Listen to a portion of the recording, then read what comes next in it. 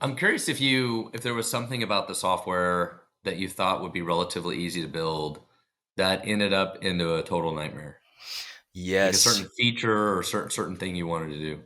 yes, we built a interactive calendar in the software where you can add tasks. It actually puts in like your impacts on the next 7, 10 days, predictive, like 50% impact on this location and stuff. And it, for some reason, that calendar build was just a monster. And it's still to this day, we're still tweaking it. I don't know why exactly, but yes, that calendar. There's always something, man. There's always something that seems easy enough, and you're like, oh my god, this thing's a nightmare.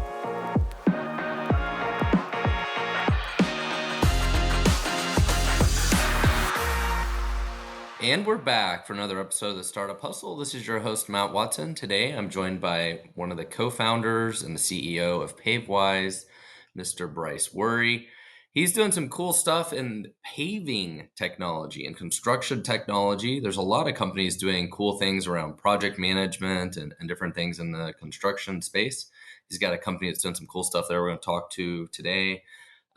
Interesting story about how you go from a company that does paving to building technology around paving. So it should be a fun story. Before we get started, I do want to remind you that today's episode is brought to you by Fullscale.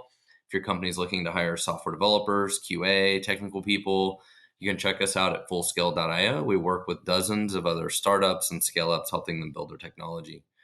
Bryce, welcome to the show, man. Hey, Matt, thanks for having me.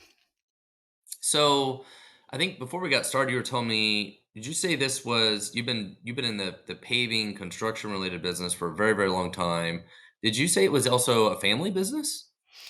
Yeah, third generation construction company. The paving industry I've been part of for 17 years. That we didn't own a construction company specifically around paving, just more dirt work. I got involved in paving in my young professional career. As an engineer graduating, I just got attracted to it because of how cool it was, and I've been in it ever since. So did you say that your family used to do a lot of stuff with dirt? Yeah, yep. Earth moving, a lot of excavation, things like that. So that's where I originally got my feet dipped into construction. My grandpa owned a Well, construction company, my dad, and then I kind of took over, and here we are today. so I bring that up because there was another entrepreneur here in the Kansas City area that was doing something related to dirt, and I always thought it was interesting that it was a good point of all the different problems and businesses out there that nobody ever thinks of. But his business was either helping people get rid of dirt they don't need or find dirt that they need, right? And it's like actually a huge problem in the construction business because if you like build a swimming pool and you're like, I have all this dirt. What in the world how do I get rid of this dirt, right? And you have other people that need dirt, and he built software to help match those people up. And it was just a great example of like some of the simplest problems in the world, exist out there and people go and solve them. And I just thought it was always an interesting example of entrepreneurship. But um, there's there's got to be so many things like that out there that nobody knows exist that are very successful businesses. Um, so tell me, so you're talking about you were in the pavement business. What led you to decide to come up with the idea of PaveWise? It just happened naturally. Actually, we were just trying to improve our efficiencies, and we just identified common variables that just kept causing issues. So what we did is we started tracking these, and we started building PaveWise to manage projects. And naturally, what happened was it just was the way that we ran projects, and people started to kind of find out like, well, how are you actually doing that and tracking that, and can we have that process and that software? And at that time, we weren't selling it. We were just selling our services as consultants and helping run projects. And it naturally kind of just went into, well, I think our biggest issue is we can't scale business to business. How do we automate this into a full functioning software to help people with this issue? And that's what kind of happened in 2022. We just started providing software instead of consulting services, and it's been good ever since. So from a a if you're acting kind of as like the general contractor for these kinds of projects, is part of the problem just organizing a lot of subcontractors, or is it organizing even your own employees, or like what ends up being the heart of the problem that makes this difficult? The heart of the problem really falls around weather risk. 53% of paving projects are impacted by some kind of weather. And what was happening was we would build a schedule out or send a crew out to do work on a specific project, and well, there's a 70% chance of rain, and we if we would have planned more accordingly and moved them to a different location, a different project where the impacts were less, we were more efficient as a company and the quality of the work would go up. That and the void between like the office and the crews, we call ourselves like that link, because the office would bid a project, have all the specifications, requirements, and then the field would get out to a project and maybe not have all the access to data that they need for, well, I needed a 40-inch mill on this project and nobody told me. Well, we connect that link by whatever needs to be done in that project is in the hands of the foreman. So if there's a change in the field to blueprints or in the office, it when it's uploaded, that people in the field have access to it right away. They know what equipment they need, they know what productions, they know the location of it, they know the weather impacts of it. So they have a really clear idea of what's going to take place to be successful on that project. And so before the platform that you built, how did you guys manage this? Was it just a bunch of spreadsheets, or like how did you do this before? We tried to use some weather apps. We try to take that data and integrate it into our schedules. The other thing that we were doing is like, I mean, honestly, one of our biggest competitors is just pen, paper, journals, and traditional plans, paper plans, and a weather app. What we did is we took all those and integrated them into a software. 90% of our users are on a phone using this in the field, and just combine it. We do really cool things like we're we call ourselves the foreman's best friend or the virtual assistant, because we text notify that foreman when inclement weather's coming. If something's been updated to a plan or spec, they don't have to constantly be looking for these things. We're actually automating it so that they can just do their work. And if there is an issue, it notifies you to look at this and just stay concentrated on your work. So, I guess one thing I'm thinking about in my head here is, so is it not as simple as just looking at the next day's weather? Is it more like, hey, we're gonna try and do the work today, and it's more like hour by hour, so that's why the weather is so sensitive, because like you're trying to work every minute you can and then stop, right before it happens, or Yeah, so we go out proactively, like we predict 7, 10 days impacts. So you can drop in a GPS location on a project, and from that GPS location is where we pull 95% accurate data. We can even pull 100% accurate weather data by implementing one of our hardware solutions, which is a hyper local weather station on site. So we set up a certified weather station on site, and you're pulling real time data. It goes into our predictive analysis, and like you can plan your next week's schedule 7, 10 days out on where you're going to be least impacted by weather and be most successful. um, and we also text, like you can't always control weather, and stuff does roll in like you're saying. So we automate, that part of it as well. Like, hey, you're going to see a 25-mile-per-hour wind at noon today. We text that out proactively at 10 so that you can start to plan proactively what changes need to take place in your operations. And we seen that happening a lot was people wouldn't change until that weather was right on top of them, and all of a sudden, your efficiency, your quality, all that decreases because you've became reactive. You're adjusting to something that's already there instead of planning for it and making the changes so that when it comes, you've already planned for it, and you're moving forward through it successfully. well, so how much revenue cost does weather impact this business? So, if you're trying to work today and then you get caught in rain and you didn't realize it was going to rain, does that ultimately cost, hundreds of thousands of dollars in lost work or messed up work? Like, how do you kind of quantify that? It's a billion-dollar problem in this industry right now. And we We can't really quantify it because we don't have all the data. We just know it is a huge issue. This But what industry. about like a specific, like just one project? Oh, one Like just project. one specific project? Yeah. On okay, so for example, one project we had down in Colorado, we were able to identify, you know, the the impacts of weather on this project and take it to the contractor and the state and work together to be like, hey, there's 11 days of this inclement weather, which was um, snow, rain, and cold temperatures, and we're not going to get this project done in time. Um, and what we're trying to do is like you don't want to paint your house when it's raining, right? That's low quality. Yeah. Do you really, as an owner who's paying millions of dollars to make these new roads, want this contractor paving in these weather conditions just because there's this date that says it has to be done? And if you look at the next week forward, it's actually really beautiful out and the quality is going to be better.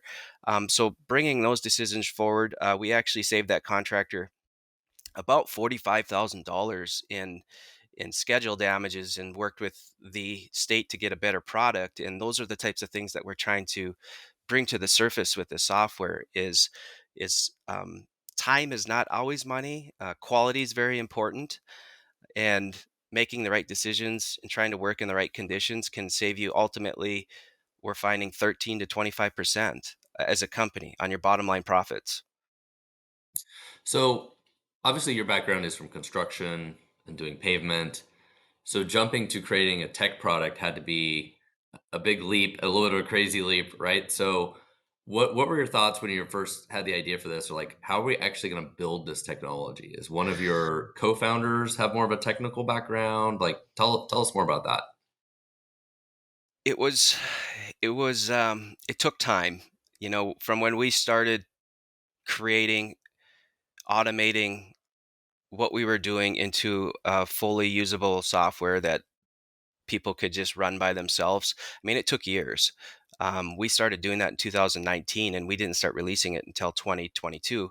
And mostly a lot of that was because I wanted to test it on products myself. And like, we really fine tuned it to a point where when we released it in 2020, we just started releasing it in 2023 as with our first paying customer. We knew it was going to work successfully because we tested it through 27 projects. But I had a really good CTO. I still do, Jace Kraft, who is super techie, smart, but also understands. He has no asphalt experience, but he understands a lot of what we're trying to do as a company and what parts we can automate and what we can do with technology and things like that. So I had a really good tech person come on board early that was able to take a lot of those good ideas and be like, nah, we can't do that with software, or yeah, we can do that for sure. So it helped kind of streamline that process, and we didn't waste a lot of time and resources on building things that we knew wasn't possible or wasn't going to help the customer. So was he one of the founders, or he was just an employee you guys brought in? Yep, he's just the CTO that we brought in. Okay. We consider him a co-founder now because he's pretty much helped build this to the next phase. But it's actually my wife and I are the original co-founders when Okay. we created this in 2019. She has construction experience. She's ran multiple construction companies. Wow. Okay. Awesome. And I have been a lot of boots on the ground experience. I That's where I love what I do, is actually getting out in the trenches, paving, running equipment. I've ran all every piece of equipment out there, and it's really what fills my cup is going and working with contractors, helping them succeed. And that was ultimately one of the reasons I wanted to build this software. And we kind of switched gears and sold our companies, and we're like, oh, we're going all in on this software. So. Well, so let me ask you this. I'm curious about that transition. So obviously sounds like you were building this software for 3 to 4 years. So while you were building the software, were you still running the other company and kind of using the profits of that to help build the technology, or how did you do that part of it? Yep, that's exactly what we did. We bootstrapped to build the software, test it, and I did consulting as well. So I'd go out. I worked across the United States, working with paving contractors on implementing our software and best practices for success. And that's where we're able to test it so much. We had a good opportunity to work with contractors and be like, all right, let's see how this works. And yeah, that, and then we eventually got to the point where we couldn't handle running a construction company, my consulting, and a software company. So Yeah.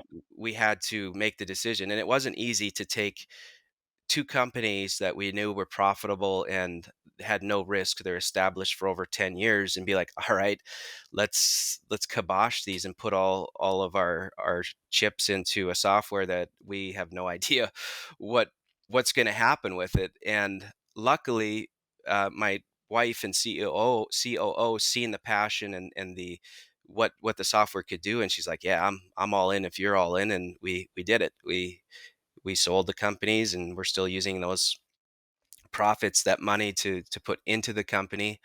But we also are venture backed. We raised a round in September of 2023 with investors just to help us move this along a lot quicker and grow the team. We're up to 8 employees now, and I mean, so without that, we wouldn't be able to move near as fast. So So what I love about this story is you took your expertise and figured out how to build a product, a tech product out of it. And I think that's a typical story, right? You have a lot of people that they have industry expertise, or they're like, hey, I do consulting or I do this work, but I don't scale. Like the way I scale myself is I built some kind of product that helps me scale, right? Like, and that's where a lot of the best tech products come from. It's not from these software developers that are like, I'm going to go build this technology because they don't have the industry experience. It takes somebody like you that has the industry experience of the problem you're trying to solve and going and building that business. And I love that you're able to, support that from services as well. So consulting, like professional services, to help keep revenues going so you can keep funding the software part of it. Do you still do the professional services as well? yes, in certain specific conditions, it's what I enjoy doing a lot of, but typically we do it in conjunction with, we sign on a new customer, and we're going to go out and onboard with them and work with them for a period of time to get them comfortable with the software. And during that time, I usually spend a day or two or three working directly with their crews, and watching them and just adding a little tips here and there. A lot of consulting around technology. That's actually where a lot of my consulting was, with new technologies, intelligent compaction, and GPR, where contractors were implementing these and they just needed a little bit of guidance how to integrate it into their current systems. And so yes, I do a little bit of it still, not near as much as I used to, but a little bit here and there. Well, I want to remind everybody, if you are looking to hire software developers or QA, you can check us out at fullscale.io. We have 300 employees in the Philippines we've worked for over 100 companies, helping them build their teams and making offshore work for them. Check us out at fullscale.io. So Bryce, I'm curious, you have a great CTO. How did you scale your team? Do you have other developers? Do you work with an offshore team? Like how are you guys building this? Currently, we have our own in-house team. The original build, what we called the phase one, or the demo. What's the original name for it? Kind of our testing software was built by a third part or a second party company that we hired, and that went really well. But we just knew, with the changes and everything that we wanted to add into it, we just had to bring it in house. And we do a little bit of consulting. We hire companies as well to do the testing and build some of the features for us. But all in house, we got 3 developers. Well, two, including my CTO, is a Titan developer, so he still does a lot of coding and things like that. We have a product manager that helps with a lot of the onboarding, customer success. We have a actual sales customer success manager, and then myself and Brittany running the company right now. Okay. So I'm curious, as a kind of first time tech founder, building technology. Sounds like you got a CTO. That was really important. Before you had the CTO, what was this like? Was this a total nightmare before you had the CTO? Yeah, it was. I was acting as the CTO, and I mean, I have not software tech. I mean, I have technology background in construction tech, which is nothing even close to software tech. So it was a struggle because I didn't understand what was possible and what even sometimes I was trying to get across to the team. So getting a good CTO to make that link and then take and work with the team to make sure it's a success was, I mean, we saved lots of money and time once we moved into that, and we wouldn't be even close to where we are today with the software and our traction if we didn't have those good people in place like that. So I'm curious. A lot of people are always trying to figure out, okay, what does the CTO do? Are they just a developer? Or what's the difference? So I'm curious your viewpoint of what is it that your CTO does that's different than just one of your developers from your point of view. We have what we call betting tables where we sit down, the product manager, myself, and the CTO. We look at what cycle we're in, what our customers have been asking for, talking to us, and we really look at what do we need to build next and what do we need to work on to reduce friction. Um, and when I come up with an idea, we can sit and we can talk about like, oh, this is gonna be about a 4 week cycle, and this is about the time and cost, and we're gonna need this. So he gives me the information to be put numbers to ideas. Is this worth it? How many people have we had ask for this, and this is what it's gonna take. Where before we never really had that. We just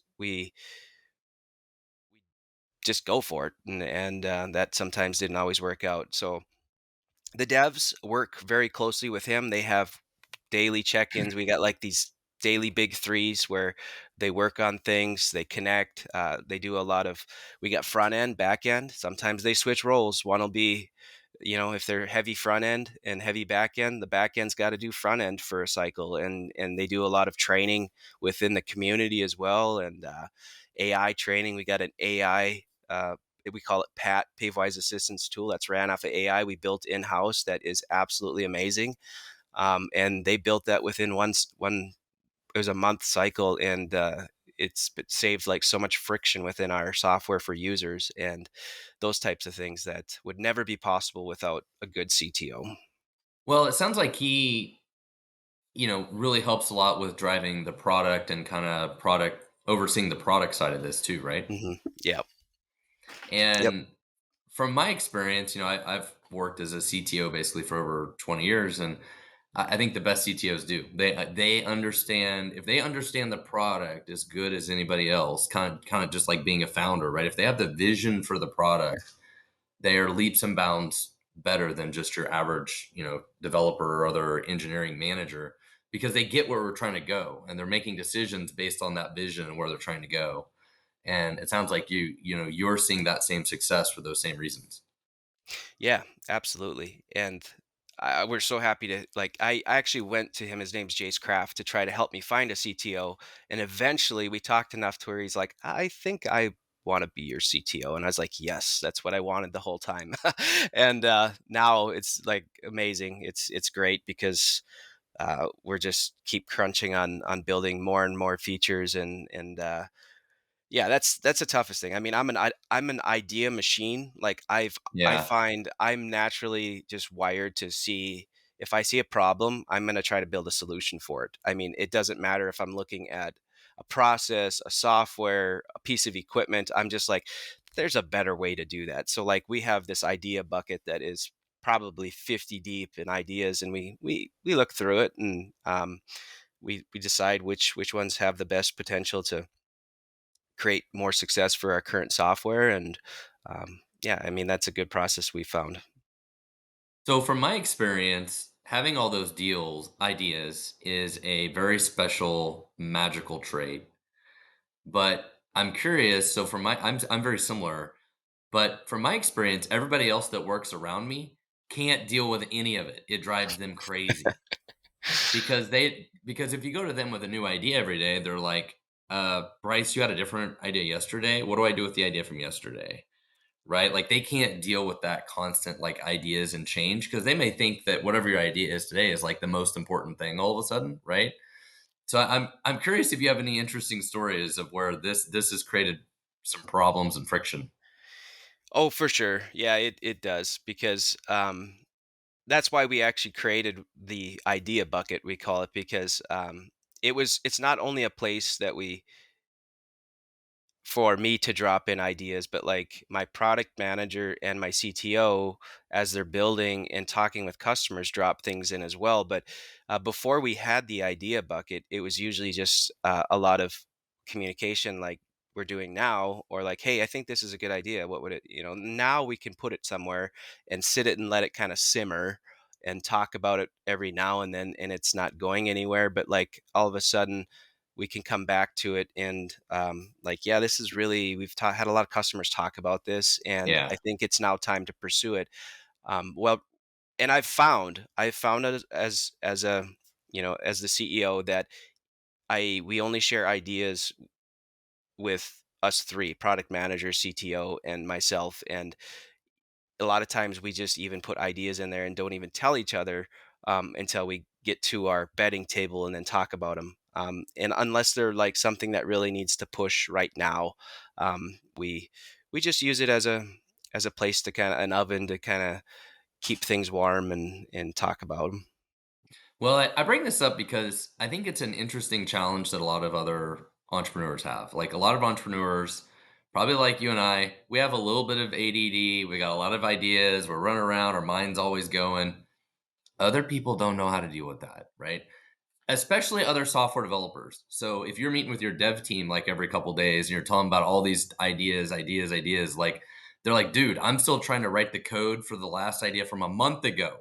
Like, do I delete that and go work on the new thing? Like it can send software developers in a complete crazy frenzy because they're moving along very slowly trying to build something. And if they're sideswiped like every day of like new ideas, like they just don't know how to deal with it. But it sounds like you figured it out. You figured out, look, I need to talk to my CTO. I talk to my product manager. We ideate on these ideas. We build a roadmap. We argue about it. We fight about what the most important ideas are. And then together as a group, go to everybody else and say, okay, we've got some strategic direction of where we're trying to go. And that's the right way to do it. But a lot of entrepreneurs struggle with this, and it's just like can create a lot of craziness. And I was guilty of this at one point in my career, and that's why I bring it up. Yeah, and really that was one of the when we were working with a contractor to build the first beta software, that was really one of the biggest struggles was like I just kept throwing ideas out there and it just kept getting built and there was no structure behind it. And that ended up costing a lot of time and money. It put us back 3 to 4 months on our original release date, and that was really just because we didn't know any better. We had a project manager that was kind of acting in between the devs and stuff, but all they would do is listen to what I wanted to build and build it. So yeah, this process we have now is absolutely working phenomenal, and I'm glad that. And I can't take any credit in it. It was all Jace that set it up and is running that and running the devs and is the mediator behind everything. So. So another thing I'm curious about, I think is a lot is a challenge for entrepreneurs, is you talk about you have all these ideas. One of the strengths and weaknesses that you have is you are basically your own customer. You're building something.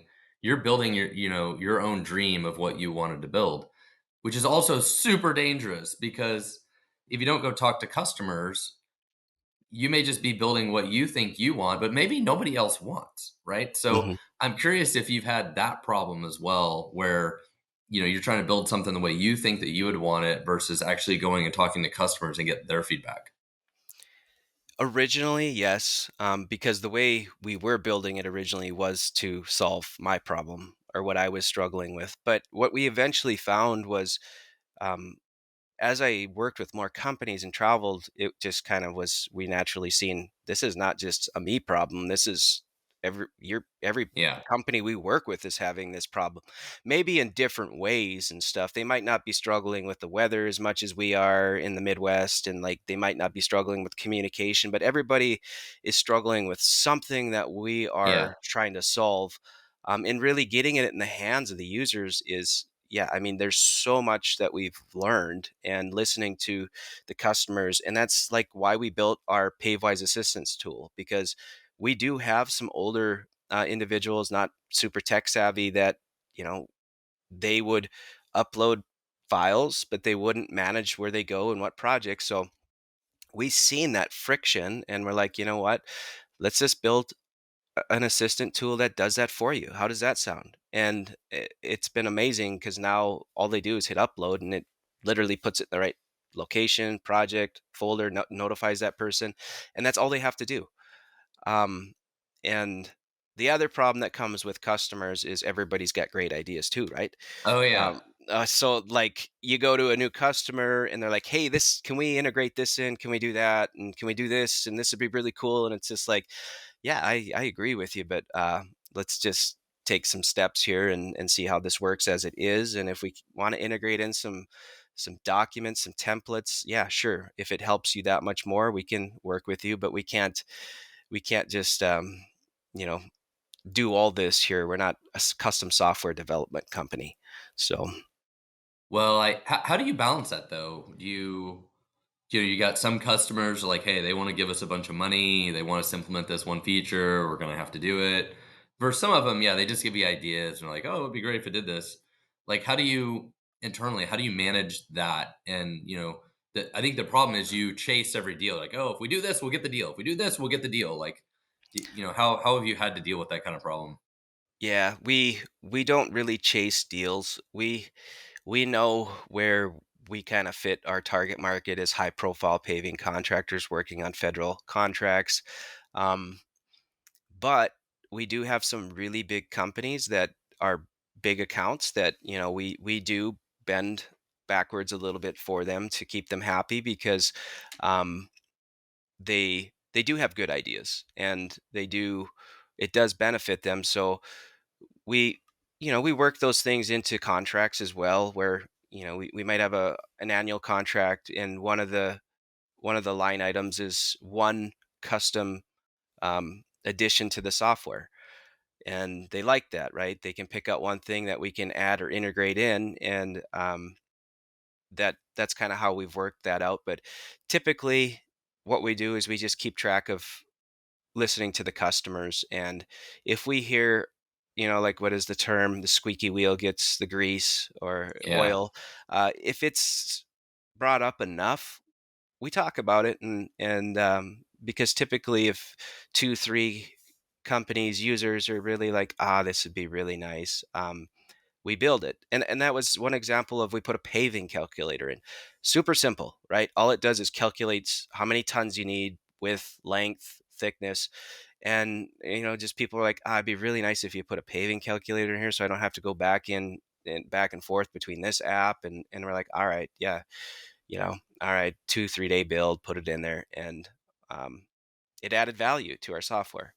So we weigh all those out and kind of try to use our best judgment on if it's worth the time and everything. So So I'm curious if there was something about the software that you thought would be relatively easy to build that ended up into a total nightmare. Like a yes, certain feature or certain thing you wanted to do. yes, we built a interactive calendar in the software where you can add tasks. It actually puts in like your impacts on the next 7-10 days, predictive, like 50% impact on this location and stuff. And it, for some reason, that calendar build was just a monster. And it's still, to this day, we're still tweaking it. And um, I don't know why, but that calendar in our software, it's important. It's a visual aspect of what needs to take place and things on it. So it adds value to the software. But we continually tweak it. We continually have worked on that, and I don't know why exactly, but yes, that calendar. There's always something, man. There's always something that seems easy enough, and you're like, "Oh my god, this thing's a nightmare." Yeah. So I'm curious. This sounds like software that might be kind of hard to sell. How do you sell this to your customers? We take a unique way of selling. Like I tell people all the time, if we don't feel like it's going to add value to what you do, we won't even try to sell it to them. We know our target market is contractors that have to comply to federal regulation specifications. That's all guided by a handbook that tells them temperatures they can work in, the way it needs to be constructed, and we link a lot of that into our software as well, where you know add the specifications, the temperatures, the requirements of the work, and one way that we do it is we hand out demos. Like we create a very personalized demo account for users, and we give them 30 days. If they like it, we give them, and they're not quite convinced, we check in with them. We give them 60 days. We get them, they get kind of stuck to it then, right? I mean, like they find that they're using it a lot, they're running a couple projects through it. The moment we ask, like, or we shut it off, they've made their mind up. Um, the product will sell itself. But yeah, that's how we've been approaching it. We don't even do sales calls, we do discovery calls. Like we call Okay. contractors if we're cold calling. We know DOT lettings as public information. They're working on state jobs. We know who got the low bid. We've used a pretty delicate sales process of most of it is just So that's how discovering. you find the customers is through these public lists. Like you Yep. know who has the contracts. And expos. We've done, oh man, we've been to like 12 asphalt expos this year, and a lot of it is mostly just for Holy branding. moly. This Yeah. year? Oh yeah. Yeah, and we got In just 6 weeks? yeah, we've been all over the place from Holy Florida, moly. Denver, Texas. We were out in Indiana, Richmond. We'll be in Utah. I'll be in South Okay. Dakota. Yeah, I mean, like, so it's just been nonstop expos, Yeah. and we're mostly doing that to connect with and just brand out our what we're trying to do and just connect with people, and that's been great. We've got a lot of good leads through that too, but um, we were fortunate. I had a lot of connections in the industry, working in it for so long that we were able to go to that first customer and be like, "Hey, like, would you pay us to try this, and like can we work together?" And we didn't have to build a lot of that bridge relationship. It was already in place, and I mean that was super fortunate, and we're lucky to have them. Well, I asked because I feel like for a lot of companies, especially tech companies, building software is hard, but figuring out the go-to-market strategy and how to sell the product is honestly usually harder. And I think it's always interesting to learn how people sell their product, and it's always so dramatically different. It's like, hey, we mostly go to trade shows, right? We get these lists, and they tell us who's doing the contracts. Like that is totally different than a lot of other companies, right? And so that's what's fascinating is as people realizing like everyone is like a special snowflake and like how their go to market strategy actually works, right? And so like at full scale, a lot of it is from influence marketing. We do thought leadership, different kinds of things, totally different. If you're looking to hire software developers, check us out, fullscale.io. It's what we do. It's what I do all day. But our go to market strategy is 1,000 times different than yours, Hmm. and that's what makes so many businesses unique. And honestly, I feel like it's the hardest problem to solve for most companies. It's the technology is hard, but figuring out how to sell it is usually harder. Yeah, and we found that out when we started to like go into a sales process. It was like cold calling people and stuff, and we're like, this isn't getting us anywhere. Because we just go right directly into sales, right? And that's really unattractive, especially to this industry where there are a lot of hands-on, and it's just like we can go to an expo and meet with 40 people in Yeah, 2 days that would take yeah, us a year to try to connect with yeah, on Facebook or LinkedIn and shake their hand and show them a demo. Like, so that's why they're so beneficial to us, because we can take care of so much at one of these that just we couldn't do virtually or through any other kind of communication. yeah. Well, I really appreciate having you on the show today. Again, everybody, this was Bryce Wuori with PaveWise. That's pavewisepro.com. You can check them out. There's also a link in the show notes. As we round out the show today, I'm curious if you have any other final words of wisdom for our listeners. Not really. Just keep grinding. Like if you have a dream and a passion, chase after it.